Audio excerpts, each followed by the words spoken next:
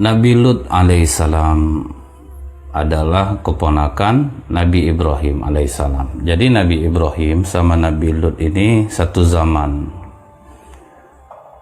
Hubungan mereka adalah paman dan keponakan. Anak siapa Nabi Lut ini? Anak Haran namanya, abang Nabi Ibrahim alaihissalam. Nah, Nabi Lut ini beriman kepada Nabi Ibrahim sampai dia mohon izin kepada Nabi Ibrahim untuk pergi ke kota Sadum. Disitulah ladang dakwah dia, perbatasan Yordan dekat Laut Mati. Berangkatlah Lut. Sampai di sana, langkah kagetnya dia melihat ternyata kaum Sadum itu ada 400.000 jiwa itu adalah penyuka sesama jenis. Banyak kaumnya itu menyukai sesama jenis. Jadi yang perempuannya hanya untuk beranak, dan itu bukan mereka yang menyetubuhinya, tapi diberikan kepada orang yang dianggap mereka soleh. Nah, itu aja untuk mendapatkan keturunan. Mereka hanya menyukai sesama jenis, yaitu laki-laki dan laki-laki. Nabi Lut adalah nabi yang sangat pemberani. Bayangin, orang yang dilarang ini adalah orang penyuka sesama jenis. Setannya itu lebih dahsyat kuatnya daripada orang yang berhubungan lawan jenis. Itu yang diberi peringatan oleh Nabi Lut. Mereka ngamuk, pasti ngamuk lah. Diberitahu, dikasih tahu. Tidak ada urusan mulut. Gak usah kau ikut campur. Lagian pula kau bukan orang terpandang di kalangan kami ini, yang harus kami dengarkan pula bicara kau. Bukan mereka hanya penyuka sesama jenis, tapi mereka ini juga suka merampok orang yang lewat di kota Sadum. Jadi kalau laki-laki udah dirampok, diperkosa lagi. Susah payah Nabi Lut memberitahu mereka. Ada beberapa yang alhamdulillah akhirnya ikut dakwah Nabi Lut, tetapi jumlahnya sangat kecil lah dibanding dengan masyarakatnya, jumlah masyarakatnya. Tapi Nabi Lut selalu diselamatkan oleh Allah dari tipu daya mereka. Pokoknya Nabi Lut menyampaikan dakwahnya dengan lembut. Beberapa kali diberi peringatan, diancam dengan azab. Akhirnya mereka makin melawan kepada Nabi Lut. Datangkan aja azab tuh kepada kami Lut. Kami tidak takut dengan azab yang kau ancamkan itu. Nabi Lut diam-diam itu buka pengajian di rumah. Nah, maksudnya ini diam-diam ini apa? Supaya selamat. Ada orang yang belajar ngaji pergi ke rumah Nabi Lut, aman, bisa mengendap-endap. Itu cara yang dipakai Nabi Lut agar tidak ketahuan kaumnya. Tapi ternyata setiap kali ada orang yang ngaji ke rumah Nabi Lut, pulangnya diperkosa. Tetap ketahuan. Nabi Lut tidak tahu bahwa istrinya sendiri yang telah berkhianat kepadanya. Awalnya istrinya ini baik orangnya, bersyukur dia terhadap apa yang diberikan Allah kepada Nabi Lut. Yang membuat dia berubah itu adalah godaan harta dunia. Kalau Nabi Lut ini kan udah kehabisan stok nih, nggak ada lagi orang lewat kota Sadum, jadi tidak ada dapat laki-laki. Ada seorang nenek mengatakan, aku bisa memberikan informasi tentang laki-laki kepada kalian, tapi kalian mau nggak mengupah aku 2 koin emas? Semangatlah laki-laki kaum Lut ini. Mau nek, nggak apa-apa nek. Nah, nenek ini pergi bertamu ke rumah Nabi Lut. Waktu itu Nabi Lut sedang keluar, istrinya ada di rumah.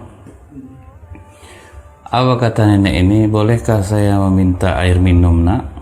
Boleh nek, dikasih minum. Baru 1 hirupan langsung ditumpahin oleh nenek ini. Air di rumahmu ini tidak layak untuk diminum. Rumahmu ini pun tidak layak untuk dihuni. Kau masih cantik, muda, kenapa kau pilih hidup seperti ini? Awalnya marah dia. Aku bersyukur nek, terhadap apa yang diberikan Allah melalui tangan suamiku. Aku merasa cukup kok Nek dengan ini. Tapi aku akan menawarkan kepadamu kalau kau mau. Kerjanya mudah saja. Kerja maksud nenek apa? Setiap kali ada laki-laki yang bertamu ke rumah Lut ini, kau sampaikan informasinya kepadaku, dia pulang lewat jalan mana, maka kau akan dapatkan 1 koin emas. Nah, nenek tadi minta berapa? 2 koin. Dikasihnya ke istri Nabi Lut 1 koin. Nah, jadi makang dia. Udah lama tukang pakang nih. Terfikir oleh istri Nabi Lut, iya juga bosan juga aku miskin. Nah, itulah bahayanya godaan harta ini. Karena kita tahu nih rentannya godaan kita terhadap harta, maka berhati-hatilah bagi para wanita.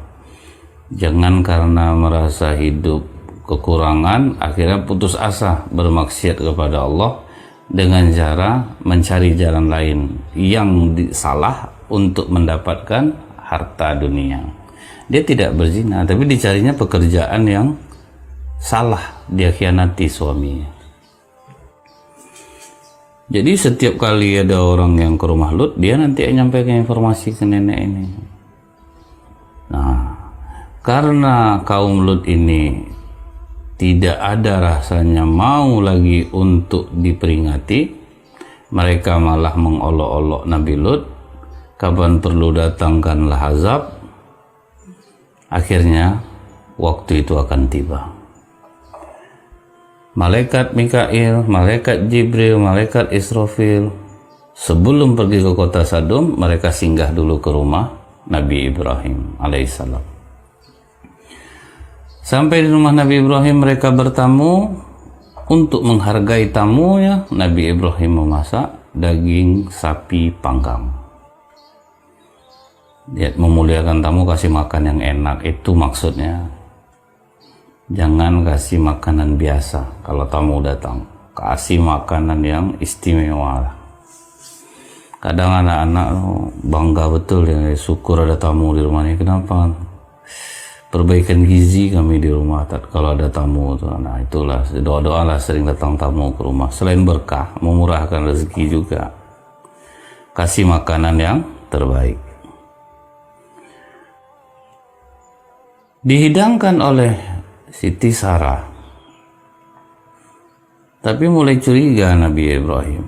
Kalau kita lihat dalam surah Hud ayat 70, falamma ra'a aydiyahum la tasilu ilaihi nakirahum wa aujasa minhum khifah.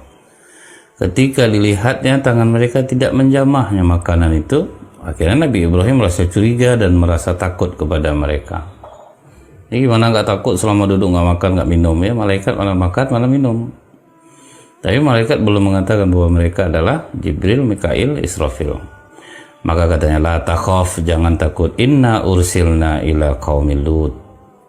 Jangan takut, sesungguhnya kami diutus kepada kaum Lut. Setelah itu apa kata malaikat Jibril? Kami datang kemari ini, Ibrahim juga memberi kabar gembira bahwa istrimu Sarah akan melahirkan anak yang diberi nama Ishak, dan dari Ishak ini akan lahir Yakub. Waduh, tersenyum Siti Sarah. Tapi bingung juga dia, apa mungkin aku udah setua ini, umur sudah 90-an tahun. Nabi Ibrahim sudah 100-an tahun. Apa mungkin aku akan melahirkan? Kata malaikat Jibril, tidak ada yang tidak mungkin bagi Allah. Kalau Allah berkehendak, Allah tinggal mengatakan kun, jadilah, maka jadilah.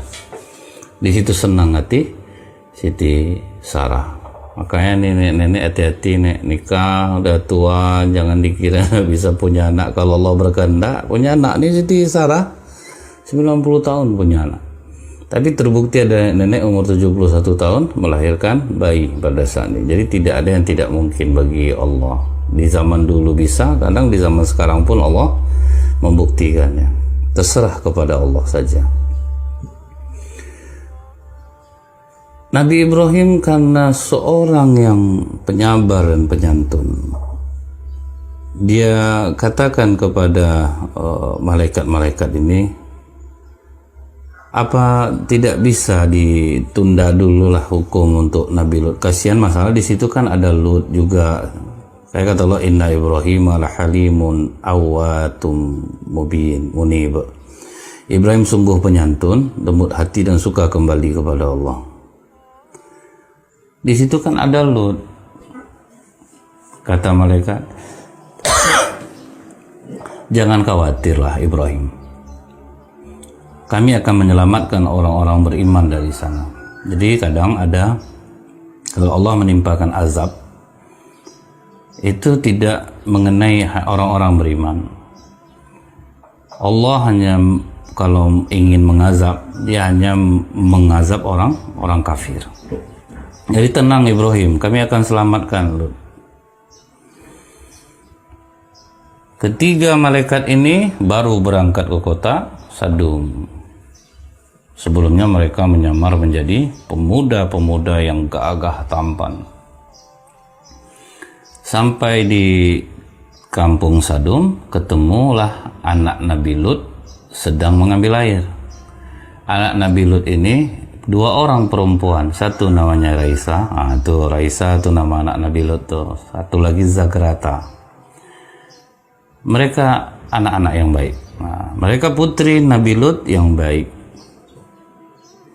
Ditanya oleh para malaikat ini, kami ingin ke rumah Nabi Lut di mana ya? Takut perempuan ini. Kalian datang tidak pada waktu yang tepat. Tahukah kalian kaum kami ini menyukai laki-laki? Tunggu di sini sebentar. Kami takut kau diketemukan oleh mereka. Tunggu di sini. Anak Nabi Lut pulang ke rumah. Ayah, ada 3 orang laki-laki yang mencarimu. Belum pernah aku melihat wajah setampan mereka. Waduh, ketakutan Nabi Lut. Waduh, gawat ini. Kalau sempat ketemu dengan kaum kita, mampuslah. Mereka akan diperkosa, akan dibunuh. Maka Nabi Lut berusaha mengejar ke gerbang kota. Maaf, agak nguap. Sampai di gerbang kota, disambut oleh Nabi Lut. Waduh, kalian ini jangan kesini lah, bisa nggak kalian pindah aja dari kampung ini? Wah, kami ingin ke tempat Lut. Akhirnya Nabi Lut berusaha sembunyi-sembunyi untuk sampai ke rumahnya. Begitu sampai ke rumah Nabi Lut, alangkah girangnya istri Nabi Lut mengintip. Waduh, ini barang baru, ini ganteng betul ini. Aku minta upah yang besar, ada 3 lagi. Setelah diketahui di mana nanti jalannya, maka Nabi Lut ini belum tahu nih bahwa ini malaikat. Istrinya juga menyangka itu manusia biasa.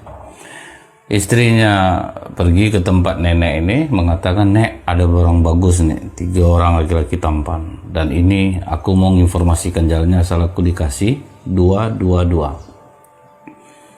Nenek itu datang lagi ke pemuda-pemuda kaum Lut. Ini ada barang bagus, dijamin belum ada yang seganteng ini.